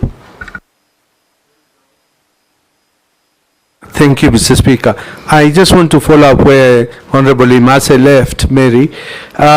Billing of Kenya Power, if you do get through, if there is wrong billing, you have to pay before you even complain. It's like KRA. So if you do go in, would you probably talk to them and, if there is a dispute, of course you don't pay the whole thing. Thank you. Honorable Speaker, beginning with the Honorable Rasso's question. Yes, it's indeed true that the Turkana power, wind power, the energy from it is not going to Marsabit. Okay, and of course this is a factor of transmission, Honorable Speaker, which I said earlier on is, and in fact there are now plans to take it down to Mombasa, yes, to Mariakani. Yeah, so I think we still have to look at our transmission network and see how conservatively we can re-engineer it to serve the country better. Honorable Speaker, Honorable Rasso has spoken about a very serious issue here. Kenya, of course, aspires to be a middle-income economy. This is according to the country's Vision 2030, which is in line with the East Africa Community's Vision 2030 also. Yeah. Honorable Speaker, there is no way we are going to industrialize and therefore grow the economy without an assured supply of clean, reliable power or energy. I was just looking at some statistics, Honorable Speaker. A state like California in the US, which is the same landmass as Kenya, has got an installed capacity of 60,000 megawatts. The peak requirement, I'm told, is about 40,000 megawatts. Kenya has got an installed capacity of 3,200 megawatts, with a peak requirement of 2,200 megawatts. So we are playing in different leagues, and yet we want to grow through industrialization. My take is that we must increase our installed capacity based on clean energy sources. Geothermal, of course hydro, even if it is not very reliable, because sometimes we get prolonged drought. But we must continue to increase this. And that's why I'll be very keen ensuring how the licensing for these geothermal sites is done going forward. We have to give the Kenyan the capacity, the mandate to generate more power, okay, which then will attract investors. Because once we have got enough power, Honorable Speaker, people will come and establish industries. There's a school of thought that has it that first of all we establish the industrial parks, then power will. I don't think we have to find a balance, Honorable Speaker. The fact of the matter is that we need cheap power or energy for us to attract investments and for the economy to grow eventually. Honorable Mule, the pump price of fuel, we must understand, is not just a simple matter. What contributes to eventual pump price of fuel, I think, are threefold. One is the landed cost. Landed cost at Mombasa, of course, will vary from time to time based on other factors globally, including the war in Ukraine. Now, the other day you saw the Hamas leader was killed. It creates shocks in the oil market. Correct. All those factors will contribute to the landed price, landed cost at Mombasa. That's one factor. And we have no control over that as a country. The second factor is taxes and levies, which to a large extent is determined by the House, the National Assembly and the Senate, I believe. So I'll be working closely with you if I get appointed to address that. But the third factor, Honorable Speaker, which we as a ministry may have more control over, is the question of storage and transportation of fuel, the logistics. And on this score, I will be working closely with the Kenya Pipeline Company to enhance efficiencies. I'm happy to note that there are opportunities for the Kenya Pipeline Company to extend its pipeline, which is currently about 1,340 kilometers, from Mombasa to Kisumu and Eldoret. There are opportunities to extend that pipeline to Kampala and eventually to Kigali, and possibly to DRC, Honorable Speaker. If And when we do that, then KPLC will be able to generate more revenues, okay, and reduce its costs, operational cost, which of course goes into the pump price, you know. Honorable Speaker, you know, you are aware that Uganda has, since this month, I think, started importing its fuel directly. But even still, it's using our pipeline, okay?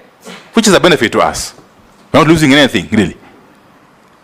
Previously, we would... The pipeline world over is a highway. Correct. Yes. And they're paying us. Previously, out of the 100% imported fuel or petroleum products, Uganda would take 20%. But now that 20%, it is importing directly, but still passing through our pipeline. How I wish the extended pipeline to Kampala and DRC could be owned by Kenya, you know, Honorable Speaker, if it's possible. Because pipeline makes money in two ways. One, by the volume that goes through it. Two, by the distance that volume travels. So I think we have got serious opportunities to make Kenya Pipeline Company more competitive, even now it is posting fairly good profit. Kazi yako. Pipelines all over the world are not constructed with domestic resources. They're so lucrative that any lender will give you money. So it's up to you to go and organize. Thank you. I think it's finished, basically. Yes. Yes. I'm going to look at why they are billing you incorrectly, Honorable Dawood and other. Okay, another consumers here. Nominee, let me ask you a question or two. Kenya Power is a monopoly. In fact, the biggest monopoly in this country. And yet we keep on seeing stories that it is technically insolvent or has serious financial difficulties. If you find favor and become the CS, what are you going to do to ensure that this monopoly that has a stranglehold over every sector of life in Kenya, that collects money from everybody, some up front with prepaid meters, becomes profitable and pays a dividend to the treasury? Because it is a state company. Number two, and this follows what Rahimu was saying. There is a lot of erratic billing by Kenya Power. Yours truly here has been a regular victim. They give you one bill of 28,000 in 1 month, the next month they give you 89,000. And it's the same consumption in the house. There is one time they gave me a bill, Nominee, of 550,000 for a month. And they came and disconnected my power from the pole. And they're the only supplier, so you have to pay. What are you going to do about this? Then you had Mbalambala MP. A breakdown has taken 7 months without fixing. Will you consider, if you are confirmed, to sit with KPLC and give them strict timelines and schedules within which to respond to public needs? If there's a breakdown, it should not take more than a day, time allowing or not allowing 2 days, but 7 months is unacceptable.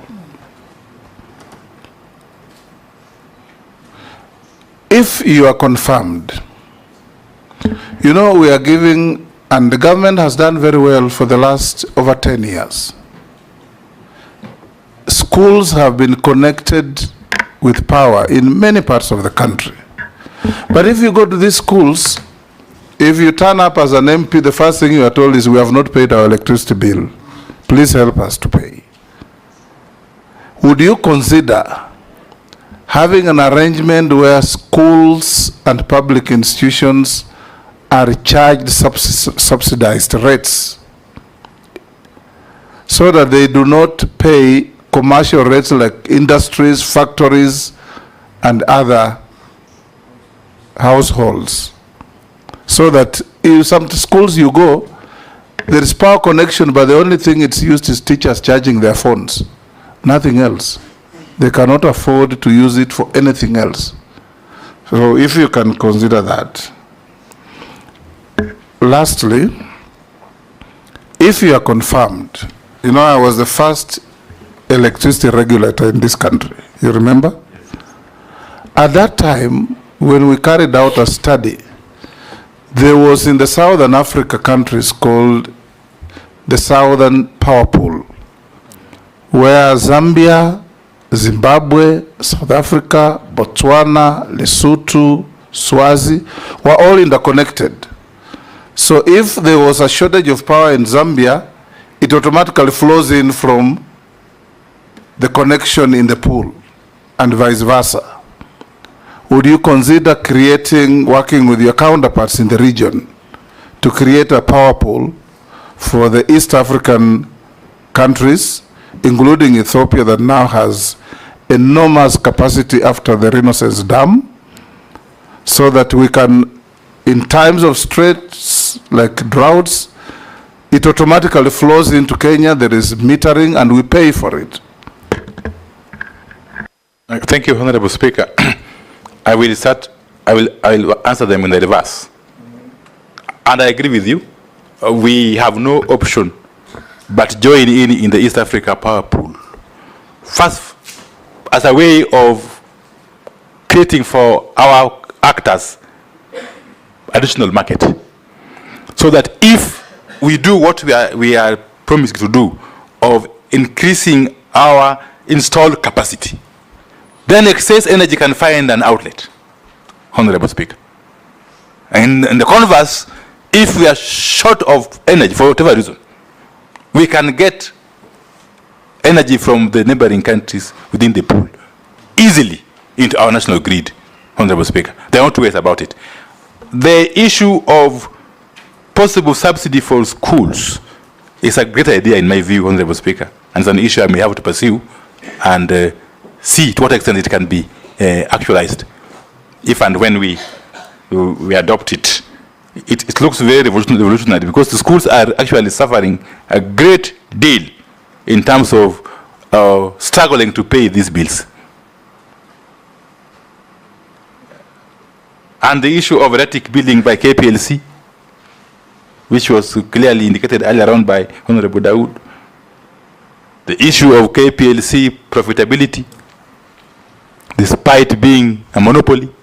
Honorable Speaker, I said from the outset that in my view, based on what I've seen on the desk, my desktop analysis, the KPLC would require nothing short of a business process engineering. But then, if and when I get appointed eventually, I will have to have a sitting with the KPLC management and other players to dig deeply into the matter of KPLC. Yeah, so that when eventually we prescribe solutions, the solutions that will have long-lasting impact for the benefit of the people of Kenya, Honorable Speaker. Thank you. I've sent a few questions. Some have been put to you and you have answered. Will you end KPLC monopoly? That I've just asked you. And corruption in the petroleum industry, what will you do about it? When you will revamp oil drilling in northern Kenya? I think this we have all answered. Another one says KPLC sacked 40 staff in Mombasa in 2020. When they appealed, the managers who had sacked them sat on the appeal and summarily dismissed it. Will you intervene if you are confirmed? Then other one Yes, Maya. The other one is, what strategies do you plan to implement to reduce or eliminate power outages and improve the reliability of electricity supply across the country? This you have answered. Can you outline specific measures to enhance the efficiency and capacity of the national grid? You have answered. Illegal power connections not only result in significant revenue losses, but also pose serious safety risks. What steps will you take to curb illegal power connections and ensure that all consumers are legally and safely connected to the electricity grid? How will you collaborate with law enforcement and other relevant agencies to address this issue comprehensively? I think you have also touched on that. And finally, it's to also indicate to you, nominee, that in comparable jurisdictions like Philippines, power losses amount to just about 5 to 6%. And here you talked of what, 40%? 23%. It's unacceptable. Owen? Yeah, I have a question here from one of the people watching. It says, hello, Mheshimiwa, my name is Kibor, an employee of KPLC and a skilled contract.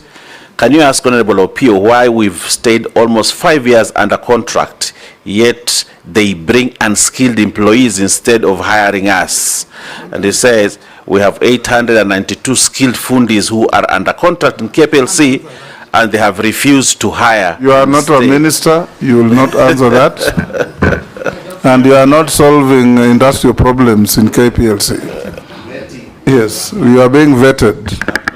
Yes. Honorable members, we will now, yes, Mary? From? No. You have? Go ahead. One only.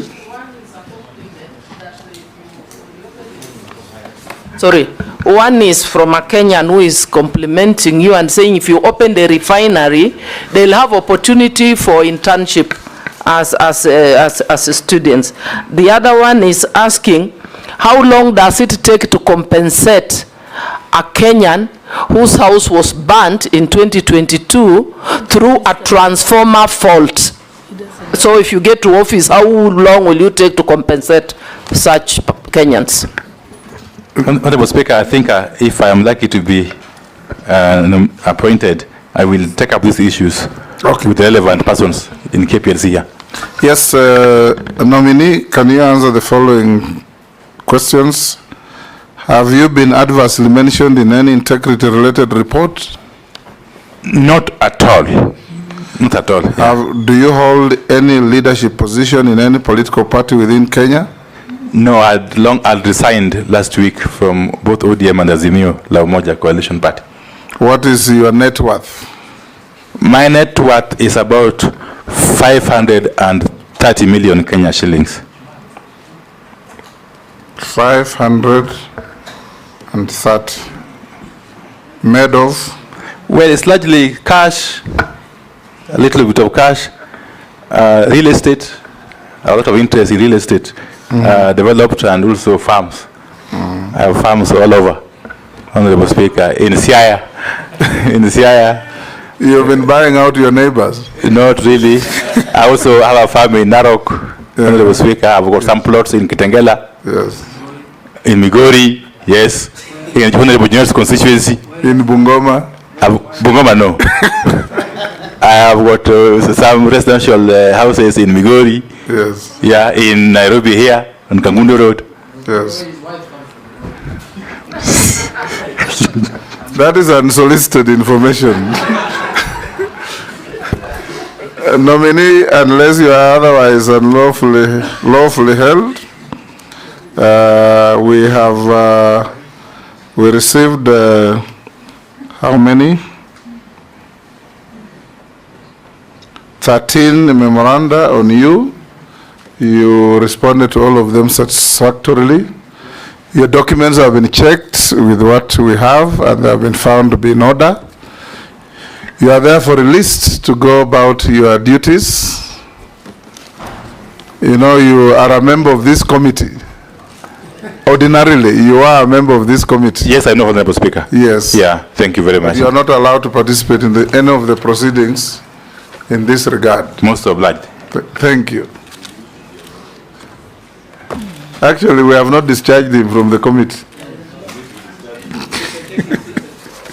Once he leaves Parliament. Yes, once you... You need to discharge him now.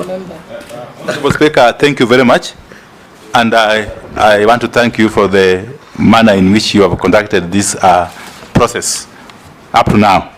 And can only look forward to your favorable consideration when you retreat to do your report, Honorable Speaker. Thank you, Honorable Wandayi. I'm delighted that for a change, you can plead.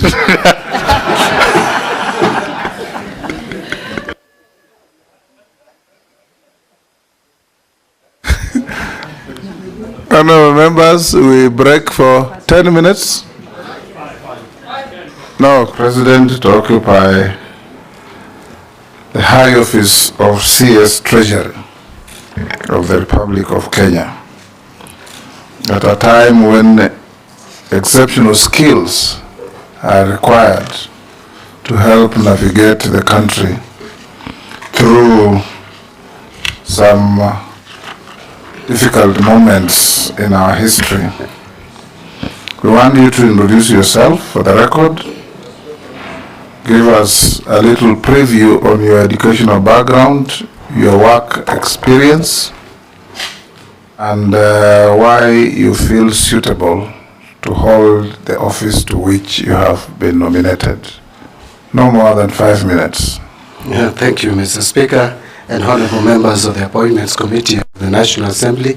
And Mr. Speaker, as you rightly put it from the beginning, I know this committee has a constitutional mandate and responsibility to vet appointments or nominations by the President. And so, being colleagues notwithstanding. However, I just want to mention very quickly, Mr. Speaker, that I'm John Buddy, as I've mentioned before, and as you rightly mentioned.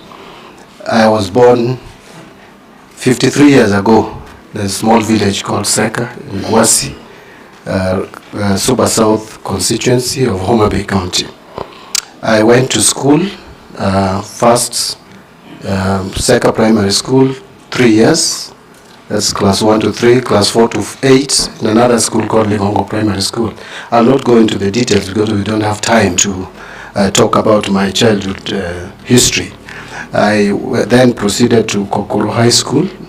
Kokoro Boys is in Awendo constituency, modern day Awendo constituency, where I did my KCSE, and then later proceeded to the University of Nairobi School of Business Studies, that is a Faculty of Commerce. I'm a graduate of accounting, and I'm also a certified public accountant. Actually, I'm a member of the Institute of Certified Public Accountants.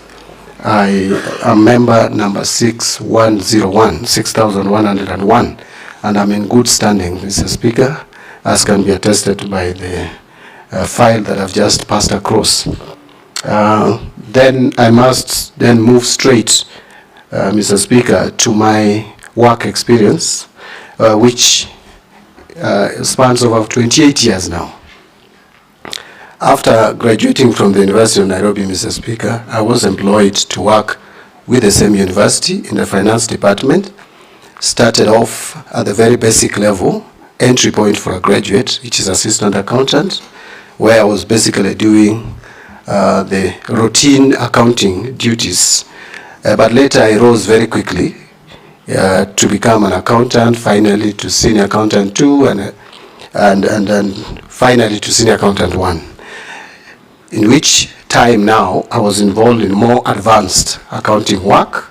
I actually was responsible for preparation of the final accounts for the university. I was in a team that was doing that and preparing for final audit. I was also involved largely in cash flow management for the university. I then later left the university to work for an international organization called Media East Africa. It's a humanitarian organization with headquarters in Switzerland. I was the regional finance director responsible for supervising the finance departments of the region, that is Uganda office, South Sudan office, Somali office, and the Kenya office. The budget for that organization, the regional budget, which I was responsible for, was $8 million US, which in the current foreign exchange rates could be about 1 billion plus. And my duty in that organization, Mr. Speaker, was basically to do fundraising, do the budget, preparation of budget and fundraising, ensuring proper utilization and efficiency in financial management in the entire region. So I served there for 3.5 years. Then I became a member of parliament, having won my seat for the first time in the elections which were conducted on 29th of December 2007. I won Gwasi parliamentary seat, a seat I won again subsequently 3 times. Actually, I have the record of the only person who has ever been elected in that constituency more than once. But having said that, Mr. Speaker, when I joined this parliament, I have done this now, takes me even to the relevance of my nomination or the docket to which I'm nominated. Since I came to parliament for 15 years, from 2008-15 January to 2022, save for a few months, like about 7-8 months when I served in the cabinet as assistant minister in the office of the president, I have always been a member of the Budget and Appropriations Committee. This committee is the one that actually has the constitutional responsibility and mandates to prepare the budgets of this country. Actually, the budgets that come from the National Treasury are estimates. The budget is a preserve and function of the National Assembly of the Republic of Kenya. So during which time, when I was a member of the Budget and Appropriation Committee, I interacted a lot with the Kenyan budget and the macroeconomic policies. I can attest that I've interacted with the Budget Review Outlook paper, which is always prepared every year. I am very comfortable with how to generate budget policy statements, budget estimates, finance bills, division of revenue bills, county allocation of revenue bill, generally budget process, and the debt management strategy paper. So, Mr. Speaker, I don't want to go into much detail, but let me just mention for relevance that as Assistant Minister in the Office of the President, I was also involved in helping the Prime Minister, in the Office of the Prime Minister, sorry. I was Assistant Minister in the Office of the Prime Minister, and in that office, the responsibility of that office was basically to supervise and coordinate government functions in all ministries, departments, and state agencies, which is very much in line with what my role at the Treasury, if this committee proposes my approval to the National Assembly and finally approved and appointed. In that office, Mr. Speaker, you will recall that there was no minister. And you will also recall that at the time I was appointed, Mr. Speaker and honorable members, there was not even a deputy prime minister. Because remember, the former president, who was the deputy prime minister, had stepped aside because of the cases that he had at the ICC. And the current prime cabinet secretary, who was another deputy prime minister, had already, because of political differences, practically left office. So I was basically deputy or assistant prime minister during that period that I was there. And so I, by default, and I helped the prime minister in coordinating government functions. Now, quickly, because I think my time is almost up, my work in Public Accounts Committee, first as a member in the 11th Parliament for 5 years, and later as the chairman now for 2 years, from 2022, October, I have interacted with how the government spends its revenue. So the government spend is something that now I understand very well. So if I'm given this opportunity, I can easily bring a difference in our financial management, because that is a big concern in this country at the moment. Mr. Speaker, I think I would leave it there, because if I went now to talk about my political life and sharing ODM for 10 years, and I think I would take all the time that's allocated for this vetting. So let me start. That will do for now. I'll invite members to ask you questions. And like I said, members, don't be prejudiced by the fact that John Badi is your colleague. We have interviewed colleagues before, and you must be able to ask questions without fear or favor. David Speaker, you will go first. Thank you, Honorable Speaker. Honorable Badi, I think this is within your forte. As you know, there is only two sources of revenue for government, which is borrowing or by taxing. Currently, Kenya's public debt is approximately 72% of our GDP, which is started causing concerns across the country. And also it has increased the debt servicing costs. It's affected our fiscal space for development projects. And so in the light of the rejection of the finance bill, if approved, if this appointment is approved, how do you plan to address Kenya's high public debt and ensure sustainable debt management? And in connection to that, the Kenya Revenue Authority has struggled with tax collection and has not been very efficient on doing that, and therefore we've had a tax revenue shortfall. And all the efforts to try and increase the tax base and tax the informal sector has been heavily resisted. And which leaves just those who are formally employed paying the tax.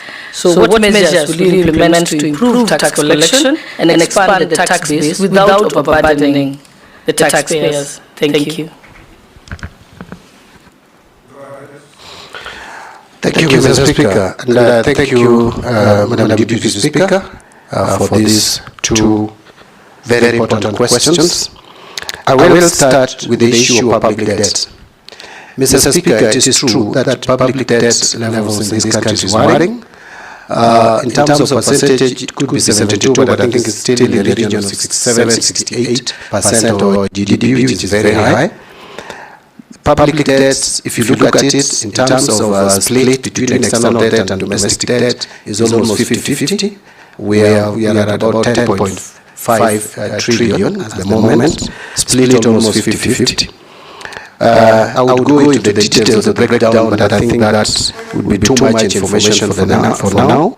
But I want to just mention that in terms of managing public debt, number one priority for me is debt accountability. If you listen to Kenyans at the moment in the discussions around debts, Kenyans seem to be asking, what is our actual level of debts? Is it really true that we have a debt level of 10.5 trillion? The answer could be yes, but Kenyans want proof and evidence. So debt accountability is number one priority for me. As a matter of fact, I've asked myself, if Kenyans owe people money, why can't Kenyans know the people they owe money, how much they owe them, and what is the rate, the level of interest for each loan? You will hear excuses that there are certain agreements which probably discourage disclosure. But the question is, can you come out transparently and explain to Kenyans which are these agreements stopping us from knowing who we owe money? One of the things that I think we need to do is to make a debt register a statutory document, which should be published every year, like we publish all the other documents. Kenyans should know it is not the government that owes money to Chinese. It is to China government or to World Bank or to IMF. We know World Bank is the single leading lender to Kenya in terms of amounts, followed by African Development Bank. Number 3 is China. Number 4 is Eurobond. These people don't, it is not the government which owes their money. It is not the treasury. It is the people of Kenya, the taxpayers, who owe these people money. You cannot owe someone money without knowing how much you owe. So I want to put it that debt accountability is important too. We must work on linking projects to loans. We cannot borrow loans for general budgetary support. Actually, where we lost it, Mr. Speaker and Madam Speaker and honorable members, is from 2014, we shifted our borrowing strategy from specific donor-funded projects to general support. What that means is that you do your maths, you calculate you do your estimate, and then you get your revenue, and whatever is remaining, you put to debt. So debt comes to this country, like the Eurobond, without going to specific projects. How then would you pay that loan if it does not fund value-adding projects or proper investment in public assets? So that is something that we must do going forward. I'm talking about now going forward, because what has happened, we'll have to deal with it, but going forward, that is what we must do. A lot has been said about revenue mobilization, and the focus has been that we should be changing tax rates, we should be increasing tax rates, we should be coming up with new taxes. I don't think that is the solution. The solution to tax mobilization or revenue mobilization should be targeting the tax collector, KRA. KRA is like a cow which we milk without feeding. We have a provision that 2% of our revenue should go towards building capacity of KRA. But we don't do it. Look at the system that KRA is using at the moment. It needs re-engineering. If you hear or you listen to those who are involved in collecting taxes, especially custom duties. Custom duties, we are losing a lot through smuggling, through counterfeit products, because we don't have a system. We don't have a system that is foolproof.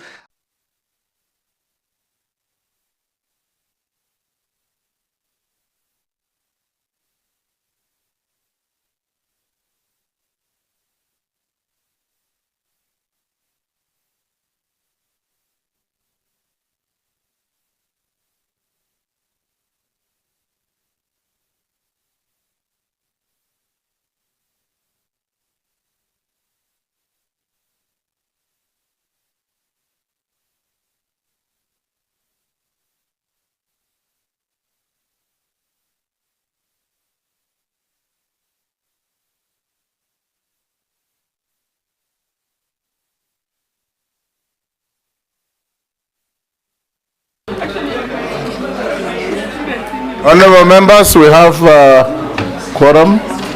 Let's, where is the front row on my right? Anyway, we have quorum. Okay. Call in the next nominee. The phone is here. Excellent.